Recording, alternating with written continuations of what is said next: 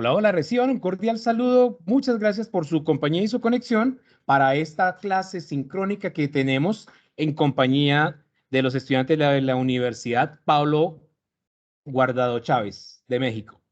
Soy Miguel Ángel Guatame, soy ingeniero de sistemas y docente de la Fundación Universitaria Compensar en la Facultad de Ingeniería en el programa de Ingeniería de Software.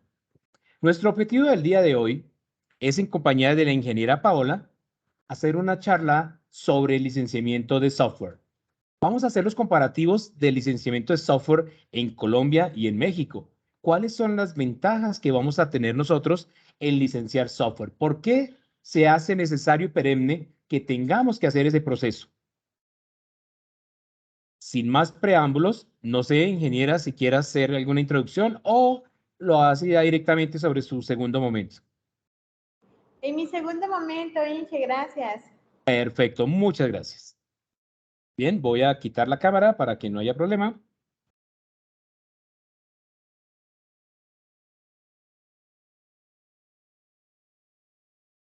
Bien. Esta clase de espejo está ya avalada por las dos instituciones, con la colaboración de la ingeniera Paola López y de mi persona, Miguel Ángel Guatame, los dos docentes del área de informática.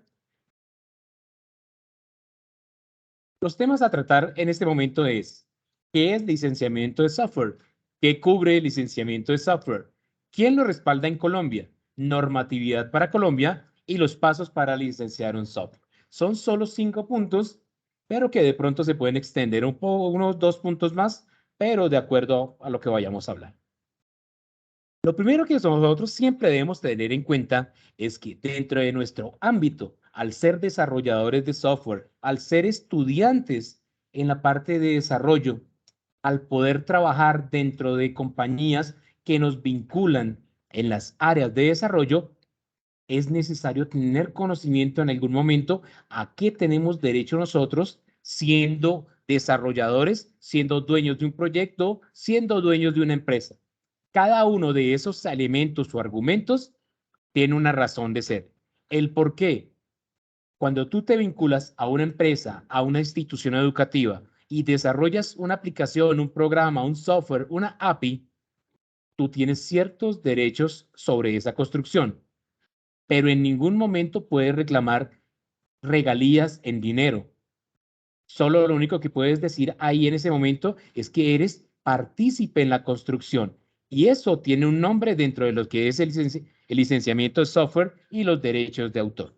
Eso es lo que intentaremos atacar el día de hoy. ¿Realmente qué es el licenciamiento de software? Para Colombia, normalmente se rige sobre normas internas y externas para la parte de licenciamiento. Colombia adaptó la normativa de la Comunidad Andina de Naciones, CAN, dentro de lo que llamamos la Decisión Andina 351 de 1993. Ellos definieron realmente lo que es el licenciamiento de software. Realmente nos dice que es la expresión de un conjunto de instrucciones mediante palabras, códigos, planes o en cualquier otra forma, que al ser incorporadas en un dispositivo de lectura automatizada, es capaz de hacer que un ordenador, un aparato electrónico o similar ejecute determinadas tareas u obtenga determinado resultado. Recuerden, ustedes pueden desarrollar para ejecutar no solo en un computador. Usted puede hacer desarrollo también para programar dispositivos PIC.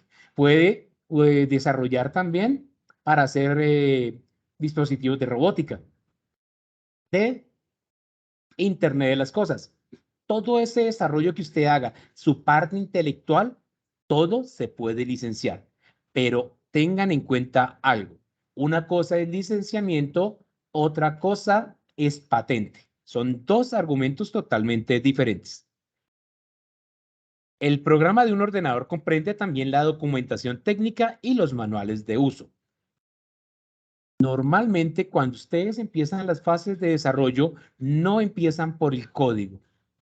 Ténganlo en cuenta. Siempre empieza a partir de la base de una construcción a partir de los requerimientos de un usuario. Y es cuando ustedes levantan los requerimientos funcionales y no funcionales. Empieza la parte de la diagramación, casos de uso, diagramas de clases, diagramas del modelo entidad-relación. Inclusive llegan hasta trabajar los mockups, depende de lo que usted vaya a presentarle a su cliente. Toda esa documentación va a ser parte en un futuro cercano de lo que usted va a tener que trabajar para el licenciamiento de software. Porque eso es el respaldo que le va a dar a usted la autenticidad dentro del código. En el momento que usted tenga que decir, alguien me plagió mi código, lo primero que van a decir ustedes, miren, esta es la documentación que soporta para decir que nosotros somos los autores intelectuales y morales de ese software. Empieza a partir de la construcción de los diagramas.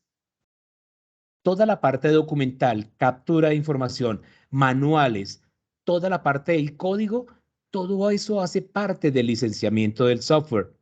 Lo que ocurre en versión Colombia, toda esta parte documental se convierte en un licenciamiento de tipo literario. Sigamos avanzando. Hasta el momento hay inconvenientes, dudas, preguntas.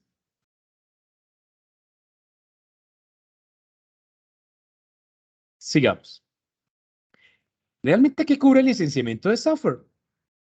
Pues protege lo que son los programas para ordenador. El software independiente de la forma en que estos se expresan. Profe, ¿cómo así que cómo se expresan? Yo puedo expresar un software para una estación de trabajo. Yo la puedo expresar para montar en red. Yo la puedo expresar para montarlo en un sitio web, para hacer difusión a través de diferentes medios o canales. Para la creación de un software se requiere básicamente ciertos elementos. El uso de un lenguaje de programación que nos va a ayudar a través de un framework o un generador de código, un código fuente. Este código fuente van a tener ustedes que tener mucho cuidado. El código fuente, el usuario final va a tener acceso a él, va a tener visualización del código fuente, pero lo que no va a poder ver es el famoso código objeto. Aquí tenemos las dos definiciones. El código fuente es el que tú generas, todos los comandos, instrucciones, el código que tú haces en un lenguaje de programación. Este lenguaje es percibido realmente por el ser humano, es interpretado y entendido de cierta manera. Lo que el ser humano no interpreta es lo que ya ha compilado el computador, que es el código objeto. El código objeto, el usuario final no va a tener acceso a él. Presten bastante atención. Resulta que cuando ustedes hacen y comparten un software, usted a su cliente le puede dar el código fuente. Pero cuando le entrega el programa, usted entrega un ejecutable. Y el ejecutable que trae por dentro, trae compilado y agrupado el código objeto. El usuario final no va a tener acceso a compilar, editar, mejorar, modificar ese código objeto. Todo eso depende de qué? Del tipo de contrato que usted haga con su cliente, del tipo de licenciamiento con el que usted trabaje con ellos. En Colombia, ¿quién respalda los derechos de autor? Pues la Dirección Nacional de Derechos de Autor es, digamos, la cabeza visible para hacer un registro de un software. Sin embargo, está respaldado por diferentes entes gubernamentales en Colombia. Por ejemplo, el MINTIC, que es el Ministerio de las Tecnologías y las Comunicaciones, que hace una regulación interna para el manejo del software. ¿Quién tiene derecho? Hasta dónde digan tus derechos, pero aquí en la Dirección Nacional de Derechos de Autor está reglamentada a través de normas nacionales y respaldadas con normas y convenios internacionales. Aquí tengo una nota. Importante, ya se los había dicho, no es considerado una patente, una cosa es un registro, porque tú estás registrando código, estás registrando archivos, estás registrando manuales. Los manuales de usuario hacen parte de su registro de software, pero no es una patente. Si tú haces un programa y diseñas un elemento electrónico para manejar a través de un software que tú diseñaste, el hardware sí tienes que patentarlo como un elemento material. y es otro tipo de licenciamiento. ¿Qué normas tenemos para Colombia? Tenemos el decreto 1360, el de la ley 23 y la ley 603 del año 2000. Intentaremos saber si este señor me deja, creo que no les va a dejar ver a ustedes. Perdón un segundito, voy a compartir esa pantalla.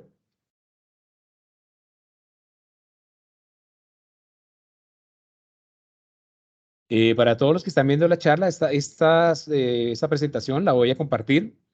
Después, que a la ingeniera le va a enviar las diapositivas también, como para que tengamos una guía de todo.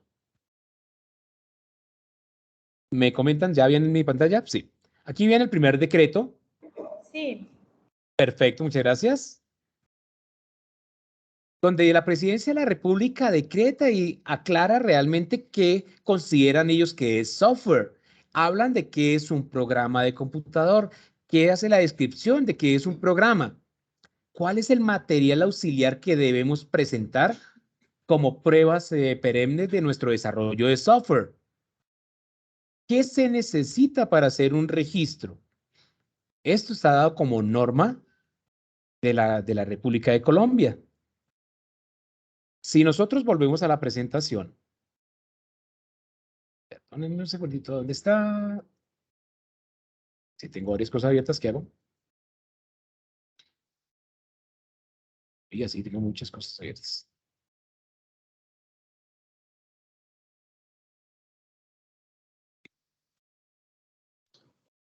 Y no entró. Ahí está. Vamos a la siguiente. Aquí empezamos que miren que la alcaldía, inclusive la alcaldía de Bogotá, también tiene una normatividad para los software que se van a desarrollar para la alcaldía, para la gobernación, para la presidencia, para cualquier entidad. Cada uno tiene una regulación y una descripción. Pienso personalmente que la más importante para nosotros es la ley 603 del año 2000. Perdónenme un segundito, que no me dejó entrar acá. Vamos a devolvernos.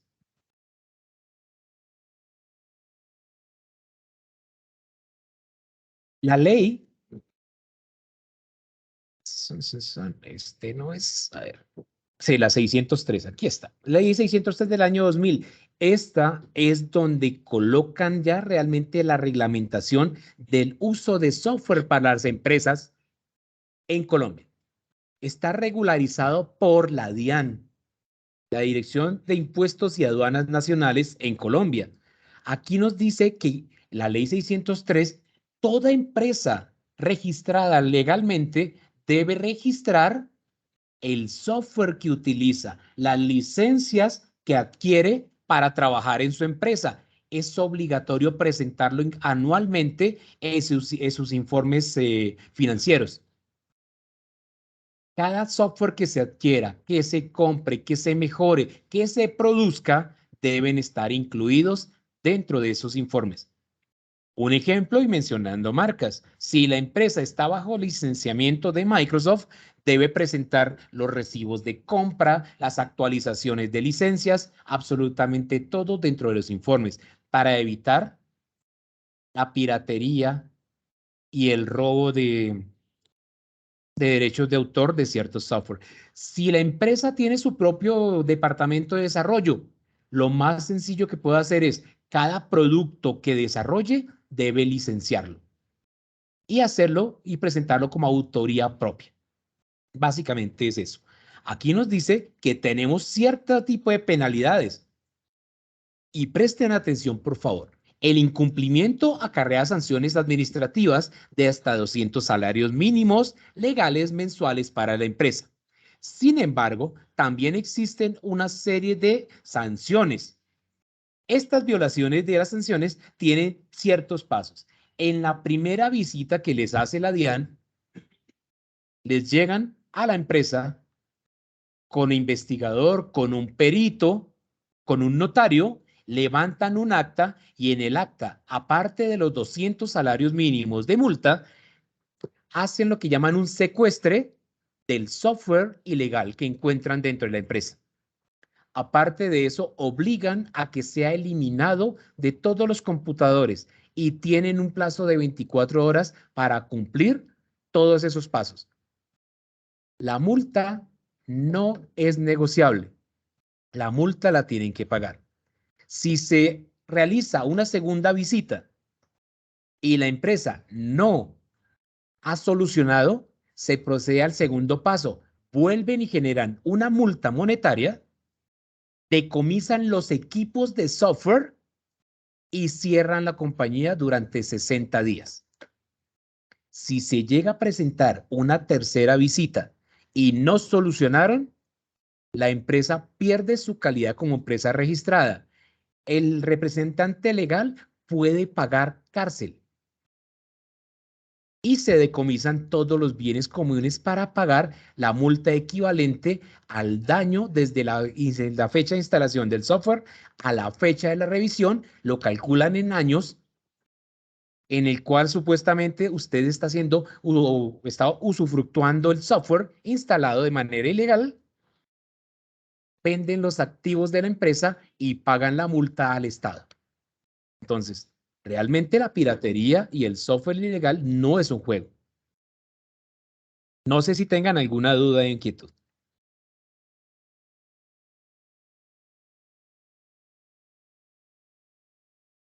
No, todo bien, muchas gracias. Adelante.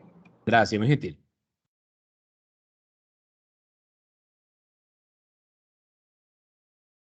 A volver a la presentación, si puedo. Vamos a ver. Ah, si hay una manito levantada. ¿Quién tiene la mano levantada?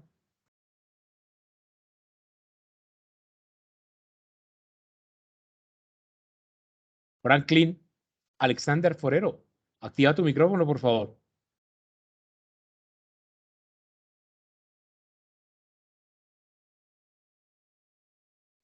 Una pregunta, en dado caso que se guarde una copia de ese software, ¿qué procede? ¿En qué caso? Sí, como su merced decía de que toca eliminarse todos los software de todos los computadores, en dado caso de que no lo pudieran, de que no lo hicieran, se les colocaría la multa, pero en dado caso de que se guarde como una copia de eso y se utilice para otros medios, pero no se den cuenta, o en dado caso de que se den de cuenta de que no lo hicieron por ese lado. ¿Sí me hago entender? Listo. Bueno, dentro de la normatividad de licenciamiento de software, si tú lees en algún momento las licencias, que es un gran error que todos cometemos, cuando instalamos un programa jamás leemos la licencia de software, a qué tenemos derecho y a qué no tenemos derecho. Normalmente las licencias de software, cuando son software comerciales, te da derecho a sacar copias de seguridad de la información que tú tienes, más no copias del software como tal, porque ahí estarías incurriendo en piratería. A menos que tú hayas comprado una licencia de tipo MOL, licencias masivas, que hay empresas que compran licencias masivas por sitio, por cantidad de máquinas. Hay diferentes tipos de licenciamiento.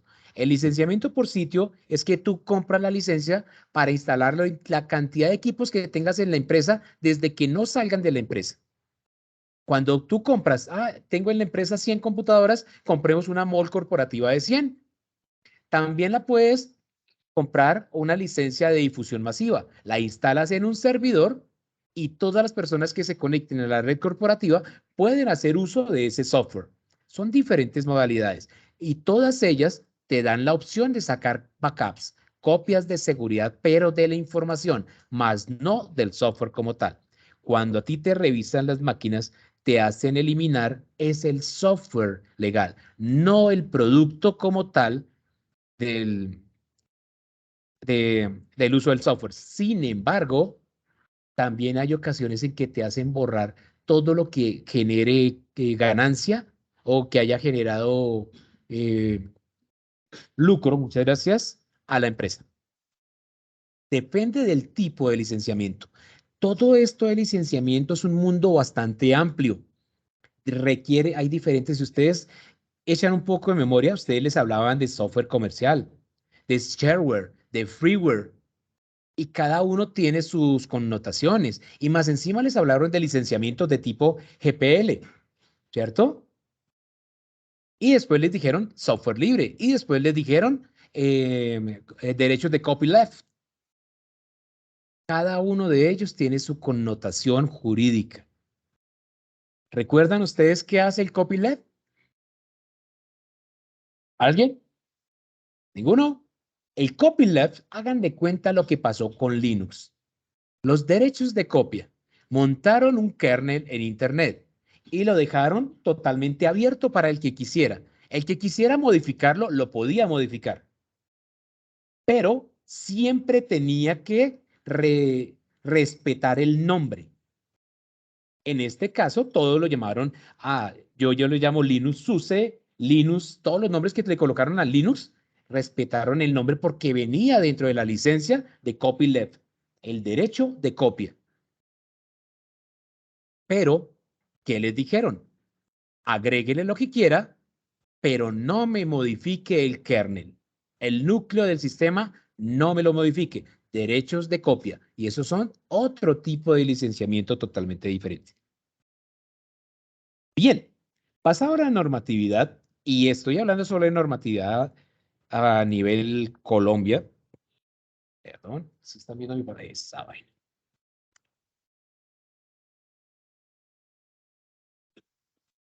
Y ahora, porque yo no veo. Aquí está.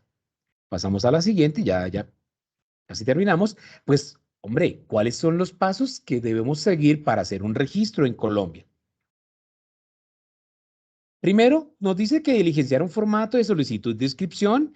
Aquí en este está el vínculo para entrar y ver el formulario. Por ahorita lo miramos. Una carta poder que le vamos a dar a la Dirección Nacional de Derechos de Autor, donde ellos van a revisar nuestro software y van a consultar si ese software, las líneas de código, las rutinas que estamos utilizando ya existen, si son plagiadas, van a revisar línea por línea nuestro código. Viene el nombre y versión del software. Para esto vamos a utilizar de pronto los registros que nos arrojan Git y GitHub. Seguimos con el nombre completo del autor del software. Eso en el caso de personas naturales, no empresas. La cédula del autor, la nacionalidad del autor y un ejemplar del software registrado que tenga. Bueno, quiere decir que tenemos que presentar los medios. En medio magnético, medio digital, a través de red, tanto digital como impreso. Eso quiere decir que también sería muy bueno y excelente entregar los manuales de usuario. La fecha de creación del software, el titular de los derechos patrimoniales. Recuerden que una cosa es la persona, que es el autor, y otra cosa la persona o empresa que va a usufructuar el software. Cuando ustedes trabajan para una universidad o estudian en una universidad, ya les había comentado, desarrollan una aplicación, usted tiene derecho a algo que se llaman los derechos morales. Usted participó en la construcción, pero los derechos patrimoniales y el derecho de autor netamente es de la empresa o de la institución educativa. No, entonces yo entrego mi software, tomo el código fuente, le hago unas modificaciones y vuelvo y lo presento.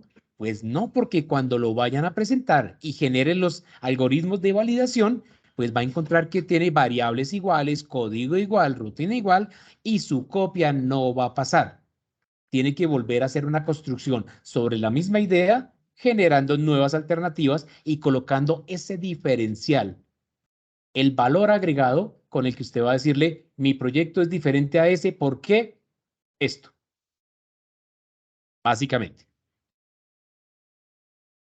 Una Bueno, pregunta. señor, cuéntame. Digamos que en el caso de que yo no trabaje para ninguna empresa, sino sea independiente, entonces yo mismo también sería pues la persona natural, ¿sí? O sea, sería el autor, el miembro también. Correcto, sí, señor. Y tú no tienes, si tú eres el productor y vas a hacer el registro de tu software, tú no tienes que rendirle cuentas absolutamente a nadie, a menos que hay como muchas empresas que subcontratan los procesos de desarrollo.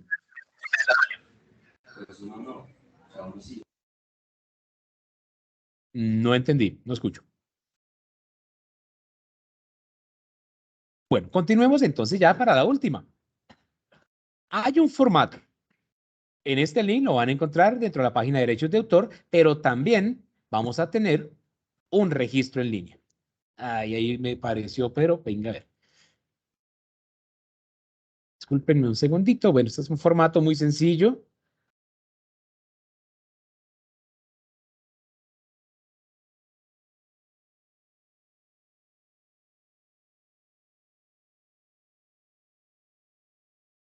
Ingeniero, pero ¿y por qué un formato así?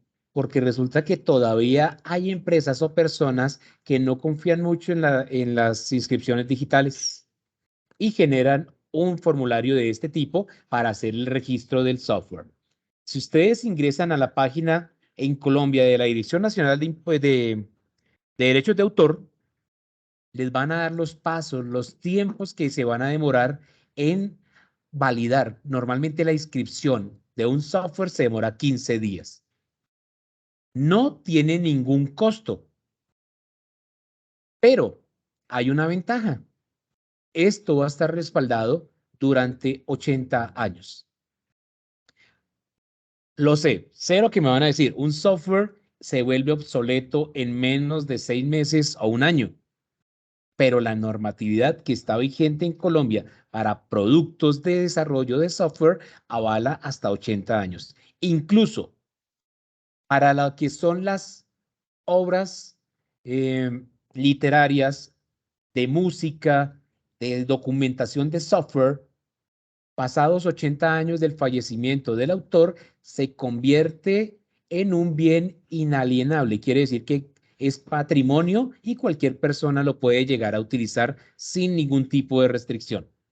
En el ámbito del software, 80 años, ustedes saben que no es viable. Ni siquiera la historia de la computación lleva 80 años. Bien, me están preguntando que si una licencia de software se puede heredar, se puede ceder, pero siempre va a ser el dueño, el titular del registro, básicamente. Bien, vamos a continuar acá. Este era el registro. Venga, que acá supuestamente, vamos a ver, tengo la página para, esta es esta, esta es esta. No, me toca ir al link. Bueno, ya casi terminamos mi presentación. Qué pena, ingeniera, que ya me estoy extendiendo un poquitico. Bueno, simplemente la idea aquí es que también podemos hacer el registro en línea, compartir la documentación en línea y el archivo que nos genera nuestro software, enviarlo compartido como un archivo zip o RAR, un archivo comprimido.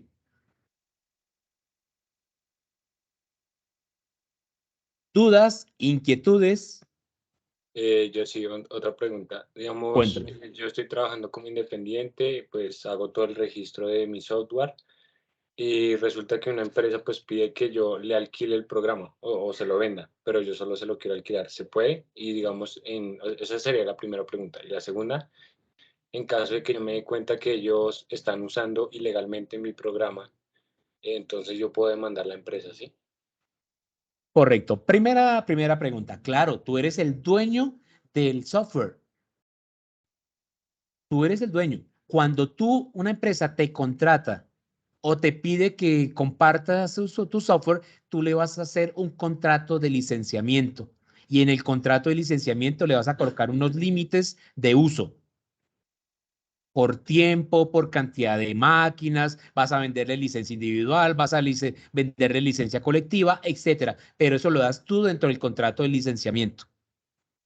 Ahora, si esta empresa utiliza tu software sin tu permiso, muchas personas acuden directamente a la Dirección Nacional de Derechos de Autor. No, eso se tiene que hacer directamente por la Fiscalía General de la Nación, porque están utilizando un producto registrado a tu nombre en el cual tú devengas tu sostenimiento de él. Entonces, básicamente, esta empresa te está robando a ti. ¿Sí contesté con esas tus preguntas? Sí, señor. Muchísimas gracias. Excelente. Listo. Perdóname, señor. Dice, y antes de cederlo, pues no sé, uno fallece por X motivo. Y usted dice de que pasan los derechos y cualquiera lo puede tomar, porque no lo cede antes de... Los derechos de autor no son heredados. Tienes que hacer una querella para demostrar que tú eres heredado, que puedes heredar. Sí, exacto. Si es un socio y está dentro del registro, sí se puede pasar. Si no está, no. Tiene ciertos parámetros. Listo. De mi parte, mi estimada ingeniera, he terminado mi presentación. Quedo ya a su disposición. Ya voy a quitarla de compartir la pantalla y todo para esperar Gracias, su Enrique. presentación. Sí, Con muy gusto. amable, gracias. Pues vamos a iniciar. Ahorita voy a compartir pantalla. A ver.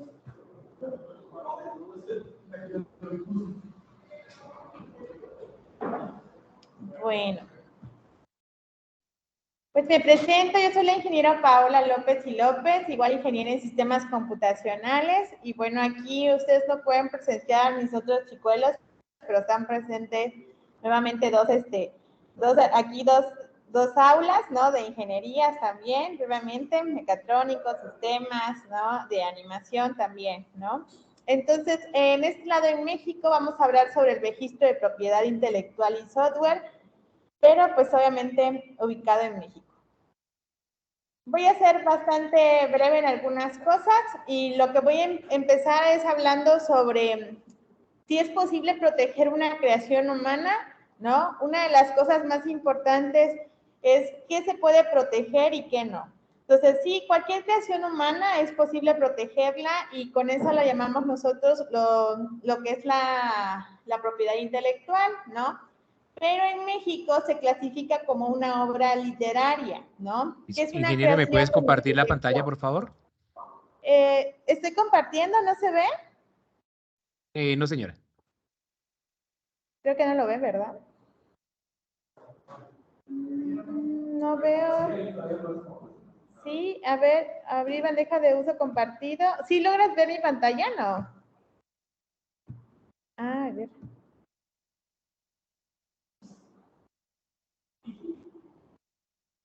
Listo, creo que ahora sí. Sí, ay, perdónenme.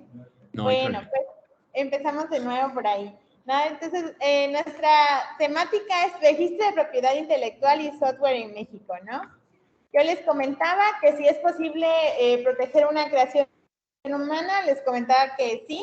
En México lo que se clasifica es más bien como una obra literaria, ¿no? Que es una creación del intelecto humano de forma escrita, original, de tipo literario, científico, técnico, práctico.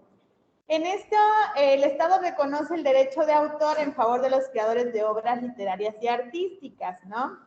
Entonces hablamos si es posible proteger un software por medio de la figura de derechos de autor. Entonces, en esta parte, cuando hablamos de obra literaria o cuestión científica o técnica, que es lo que define el Estado prácticamente la propiedad de autor en México, nos dice la ley mexicana que hace mención específica a la palabra obra, ¿no? De un programa de cómputo se considera una obra. Nosotros tenemos la ley que es la LFDA, ¿sí? De 1996 y lo puedes encontrar en el artículo 13. Esto es porque es una serie de instrucciones redactadas en un lenguaje específico, ¿no? Que es lo que hablamos del código, ¿sí? Entendible para la computadora. En tanto el programador es el autor, o sea, ustedes crean este código, ¿sí? Que imprime su sello personal en la forma de su expresión determinada mediante instrucciones. Pues aunque se busque una misma funcionalidad en la construcción de un software, ¿no? Cada programador puede expresar de diferente forma las instrucciones necesarias para el cumplimiento de la tarea específica. Entonces, por eso es que en México se denomina obra, ¿no? Porque ustedes como tal, ¿no? Esta obra científica es el código que ustedes desarrollan en el software, ¿no? Entonces, por lo tanto, ustedes sí pueden proteger un software por medio de los derechos de autor de una obra, ¿ok? Entonces, el Estado reconoce los creadores de obras en la legislación mexicana, en la cual vigente en el artículo 4, donde las obras son objeto de protección y se clasifica en 4 formas, ¿no? Que es por su autor, ¿no? Que puede ser un autor conocido, es cuando el autor quiere dejar su nombre y su firma, ¿no? Cuando es anónimo, cuando el autor no quiere dejar su nombre, ¿no? Únicamente puede dejar una firma. Y el seudónimo, cuando el autor no quiere revelar su verdadera identidad, y ustedes pueden poner un seudónimo, ¿no? En la parte de su comunicación, puede ser que ustedes quieran registrar una obra publicada, ¿no? Quiere decir que reproducen varios ejemplares, ¿no? Algo inédito, o sea, algo nunca publicado. Las divulgadas es que se dio a conocer en un solo medio, o sea, no hubo muchas reproducciones, y puedes registrar algo así por comunicación. Puedes registrar algo por su origen, es decir, que sea primigenia, quiere decir que ha sido creada de su forma original y no está basada en otras obras, ¿no? Si tú tienes la derivada, es decir, hiciste un código, ¿no? O sea, te basaste en un código y hiciste una derivación, entonces es por su origen derivado, ¿no? También puedes registrar por los creadores que intervienen. Por ejemplo, veíamos en el caso de Colombia, que nos explicaba aquí el ingeniero, ¿no? Que había de que un solo autor era el que registraba la obra, ¿sí? Y sobre eso él nos comentó cómo se hacía el registro, ¿no? En México tenemos por autor, ¿no? Por comunicación, por su origen, y también tenemos por los que intervienen, ¿no? Entonces tú puedes registrar una obra si intervinieron el autor, ¿no? Una sola persona, y a eso le llamamos individuales. Podemos registrar por colaboración, que es creada por más de un autor, ¿no?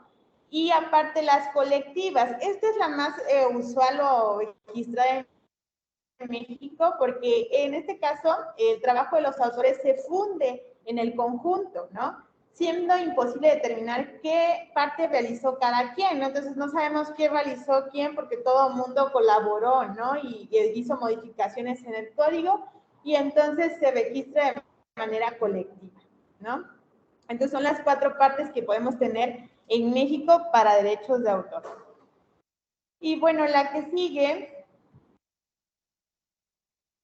queremos dejar claro que entonces la obra de derecho de autor, ¿no? Es igual al software, ¿no? Entonces, lo anterior cobra importancia porque en el caso de un software, una obra, pues será importante distinguir si nuestro software es una obra derivada de, ¿no? Para el caso de la comercialización del mismo, ¿sí? Que es lo que les decía, que se reprodujeran varias partes, o en el caso de la clasificación según los creadores que intervienen, que era lo que les decía de que si era un solo autor, colaborativo, ¿no? O sea, ¿por qué medio tú quieres registrarlo, ¿no? ¿Para la distribución o únicamente para ser los autores, ¿ok? Entonces, en el caso de la clasificación según los creadores que intervienen, veremos otra clasificación que tiene México, es el indautor. Requiere de un formato específico para el caso de las obras de colaboración o colectivas. Y es que en México se tiene que hacer el registro de derecho de autor, ¿no? Y el registro de un certificado de indautor. O sea, se hacen 2 registros, ¿ok? No sé si hasta aquí habrá alguna duda. Chicos, ¿dudas aquí presenciales? ¿No? Correcto. Súper claro para nosotros, gracias. Ok, entonces continuamos. En la parte del indautor, que era lo que les comentaba, es otro órgano desconcentrado de la Secretaría de Educación Pública, ¿no? Que también se nombra por la LFDA, ¿no? En diciembre, del 24 de diciembre de 1996. En esta parte, lo que principalmente destaca es el de llevar y vigilar el registro público de derechos de autor. Lo que yo les decía, va de la mano del primer registro, ¿no? Entonces, significa que el Registro Nacional de Derechos de Autor es declarativo. Con las inscripciones únicamente se presume una titularidad, por lo que no se considera constitutivo de derechos. Es decir, ustedes registran ante el derecho de autor, ¿no?, los derechos del software, ¿sí? Y en el indautor, ¿no?, van a registrar la titularidad, lo que yo les decía. Son 2 registros, ¿ok? Entonces, en uno haces únicamente la cuestión de derechos de autor y en otro haces la titularidad, ¿no? Pero la diferencia está en la duración, ¿ok? La titularidad dura 1 año, así que anualmente tienes que estar renovando en México la titularidad de esta autoría, ¿no? Pero lo que es el derecho de autor, pues es obviamente el tiempo de vida que esté el autor, ¿no? O sea, es para toda la vida, por así decirlo, ¿no? Si muere uno de los autores del software, ¿sí?, tienen 65 años aquel que herede esta autoría para seguir gozando como coautor, ¿ok? No obstante, cualquier acción legal que se pretende ejercer, la autoridad solicitará el certificado de registro. Este certificado es lo que hablamos de titularidad, ¿ok? Cualquier tipo de obra contemplada en la legislación mexicana te va a pedir un certificado de registro aparte del registro de derecho de autor, ¿ok? Entonces, este certificado es el que vence anualmente, ¿no? Y el registro de autor es perpetuo, ¿ok? Entonces, los contratos o convenios en materia de derechos de autor también te va a exigir el certificado y documentos de sociedad de gestión colectiva, ¿ok? Tenemos lo que es la patente. Muy pocos países pueden patentar los software. Ya vimos el caso de Colombia que tampoco se puede patentar, ¿no? México no es la excepción. No se puede patentar el software porque es una obra, que es lo que ya hablamos, ¿no? Se tiene que registrar como una obra, ¿ok? Como derecho de autor. Pero la patente nos va a servir en este caso. Nos dice que es una invención, es toda creación humana que permita transformar la materia o la energía que existe en la naturaleza para su aprovechamiento del hombre. Por lo que, para empezar, debemos excluir la posibilidad de patentar todo aquello que se encuentre dentro de la naturaleza, siendo entonces una especie como de recompensa, ¿no? Que es la creatividad humana y fomento a los inventores. Entonces, esta es la definición de patente que nos dan en la legislación de la propiedad industrial en México, ¿ok? Entonces, ¿qué es lo que sí podemos patentar en cuestión de software? Entonces, dice, los patentes que se conceden se refieren a invenciones o creaciones humanas, y estas podrán ser clasificadas de 2 tipos, el producto y el proceso productivo, ¿no? Entonces, decíamos que la parte del hardware, ¿no?, que es la parte tangible, ¿no?, que ustedes tienen en esta parte después del software, es algo que sí se va a poder patentar, ¿no? Entonces, en México no es posible patentar un software, pero en el artículo de 1987 expresan que los programas de computación no serán considerados invenciones, por lo tanto no serán patentables en nuestro país, ¿no? No obstante, es posible integrar un software a una patente siempre y cuando este sea expresado como método o proceso, siendo que la protección otorgada mediante la patente sería propiamente del método o proceso y no del software, ¿no? Entonces, en este entendido, chicos, las instrucciones plasmadas en formato de código o lenguaje de computación no se va a poder patentar, pero lo que sí puedes patentar es hardware y puedes patentar los manuales, ¿no? ¿Por qué? Porque me habla del método o proceso, ¿ok? Entonces eso es lo que sí puedes patentar. En este sentido, la protección de la patente o método abarcaría la funcionalidad del software, no así, o sea, cómo funciona tu software, pero no puedes patentar el código, ¿ok? Entonces, la expresión de código sería considerada una obra conforme al derecho de autor, que es lo que ya hemos explicado, ¿ok? Entonces, esto es lo que se puede patentar, y en México la patente dura 15 años. Tendrías que volver a renovar a los 15 años, ¿no? Entonces, eso es lo que podemos abrir en cuestión de México. Y la autoridad competente en lo que a patentes corresponde es el INPI, ¿no? Que es la industria que concierne estos formatos, ¿no? Entonces, me voy muy rápido a los formatos. Y entonces, ustedes pueden entrar al INPI, ¿sí? Y ahí van a encontrar la parte que dice patentes, ¿sí? Y si tú le das clic, pues te va a decir los servicios que se ofrecen, ¿no? Los avisos, los trípticos, todos los formatos que tú puedes emplear, ¿no? Y bueno, si se dan cuenta, también tenemos la parte de lo que es la dirección de registro. Me voy a ir a la parte de registro público del derecho de autor.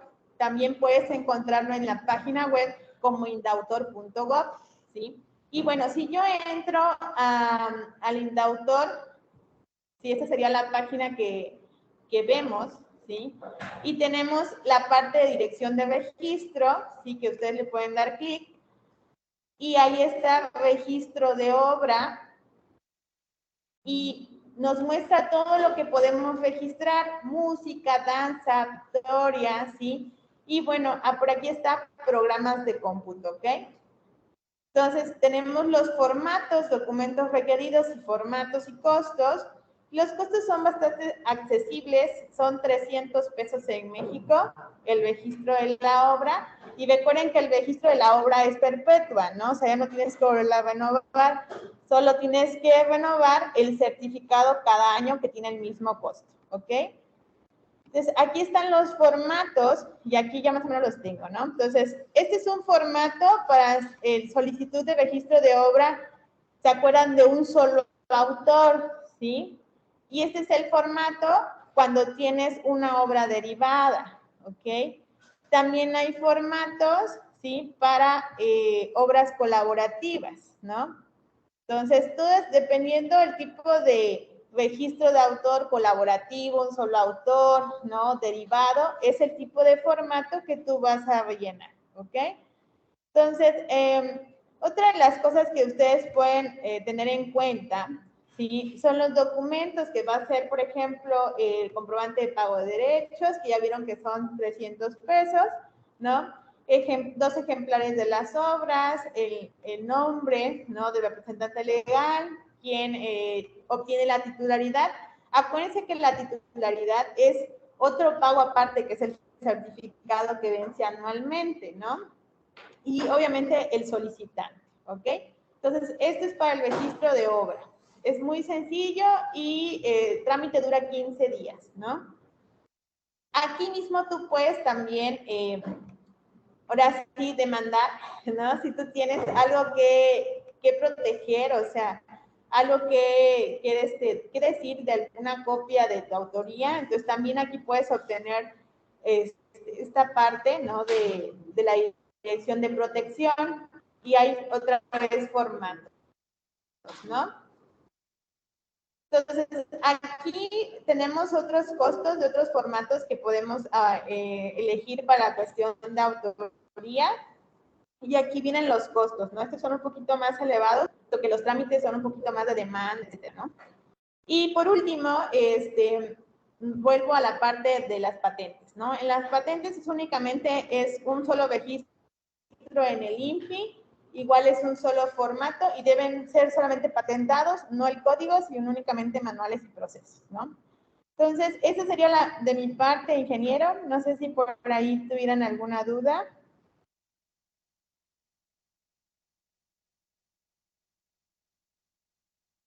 Aquí alguien levantó la mano, pero no lo escucho. A ver, veo Es una más, ya la bajo. conversación. ¿Qué sucede si no se renueva la totalidad de la obra al cumplir el año? Pues alguien más puede registrarla, queda libre, ¿no? Eso es lo que sucede. Entonces, pero puede registrar la titularidad, más no el derecho de autor. Acuérdense que el derecho de autor es perpetuo en México. No sé si eso le contesta a Franklin. Justin.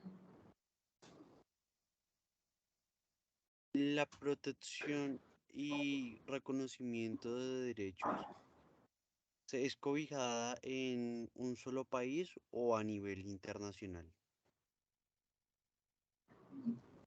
Yo sí no muy escucho en el audio, me cuesta trabajo. ¿Ahí me escuchan bien?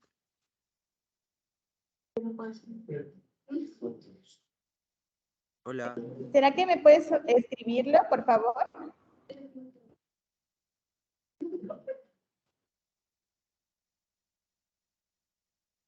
Bueno, si mal no lo entendí, ingeniera, Justin está haciendo una pregunta en la cual dice, ¿qué pasa si cobija para Colombia y cobija también a nivel internacional el licenciamiento?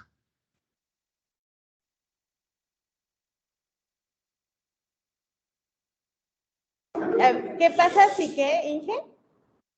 Si se ¿Me registra puede a repetir nivel la pregunta? nacional, si lo cobija a nivel internacional. De pronto yo te puedo colaborar en cierta parte con eso. Hay países como Colombia y México que tienen ciertos convenios a nivel internacional. Hagan de cuenta que Colombia, México, Costa Rica, Puerto Rico, Argentina, Chile y otros países tienen una especie de TLC que para registrar software, si tú haces un registro dentro de los parámetros que ellos tienen, realizas el registro, el software que tú tengas es válido para todos los países. Caso puntual, en Colombia tenemos Carvajal S.A.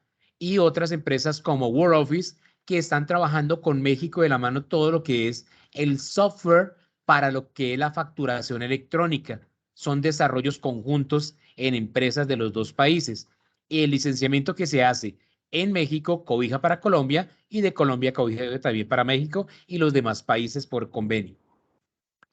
Es correcto, Inge. Esa sería la respuesta ahí a lo que nos comenta Frank. No, ay, no vi quién era, ¿no? Yo, sí, es correcto, es la misma forma, ¿no? O sea, es un convenio que se tiene en cuestiones de autor. En dado caso en donde se pueda robar esta tutorialidad, no tendrá que tener certificado. ¿Cómo es allí en ese caso? Sí, acuérdense que el certificado aquí en México tiene solamente validez un año, ¿no? Entonces, si alguien más roba el certificado, pues tendría que esperar el año, ¿no? Para que se termine y en dado caso volver a retomar tu tutorialidad en este caso, ¿no? Entonces, o en otra posible opción sería demandar, ¿no? Y decir que tú tuviste la titularidad primero antes que la otra persona, ¿no? Entonces, en México comparan quién tuvo el título por antigüedad primero y así es como gana el caso la segunda persona que demandó. No sé si eso contesta. ¿También es así en Colombia? Ah, no sé, ahí el Inge Miguel. Sí, es como todo, igual que los registros estábamos hablando ahorita con los muchachos acá sobre los derechos de un sitio web, es igual, si tú no lo renuevas, otra persona toma la autoría, paga y se queda con el hosting, con el dominio. Entonces, es igual con los derechos de autor. Si tú no renuevas de acuerdo a la normatividad nacional o internacional, otra persona se puede quedar con el derecho.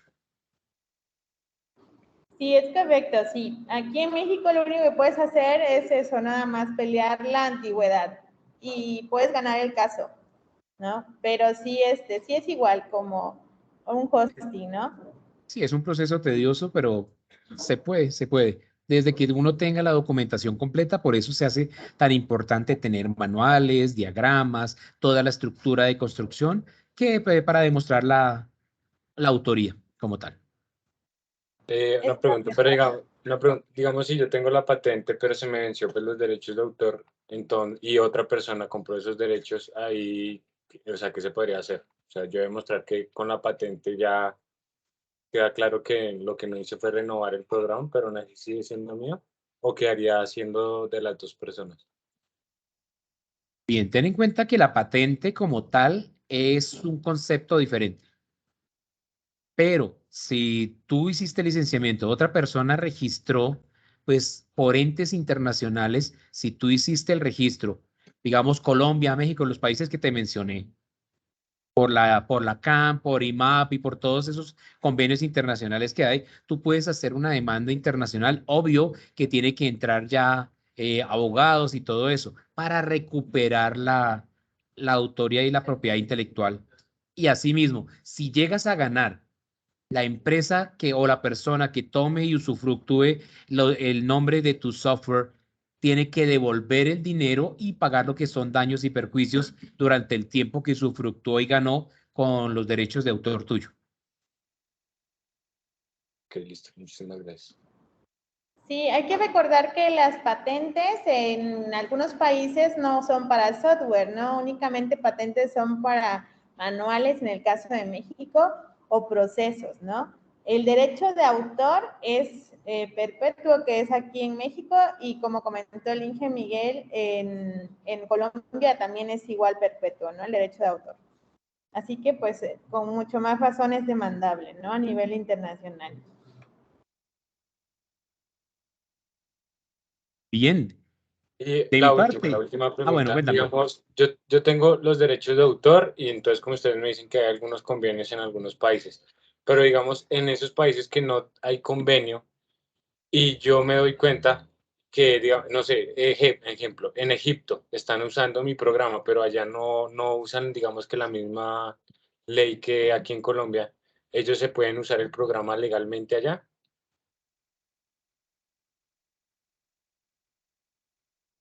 Tendríamos realmente, qué pregunta tan interesante, tendríamos que mirar la legislación que cobija a este país y los alcances que se tienen. Si está cobijado al demostrar que nosotros somos los autores, si está cobijado con los derechos de autor de allá, pues ya entraríamos a trabajar con la ley directamente de ese país.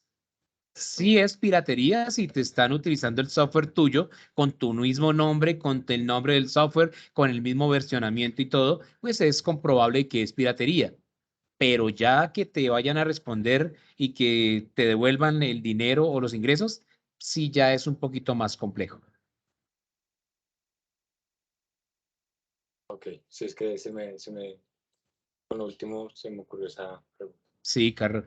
No, y es que este es un mundo, vea, si ustedes se dan cuenta, es un mundo que nosotros simplemente valemos y le hacemos una validación del software, simplemente desarrollamos, hacemos software muy pocas veces, y es una costumbre aquí en Colombia, muchas personas desarrollan, pero nunca hacen los registros.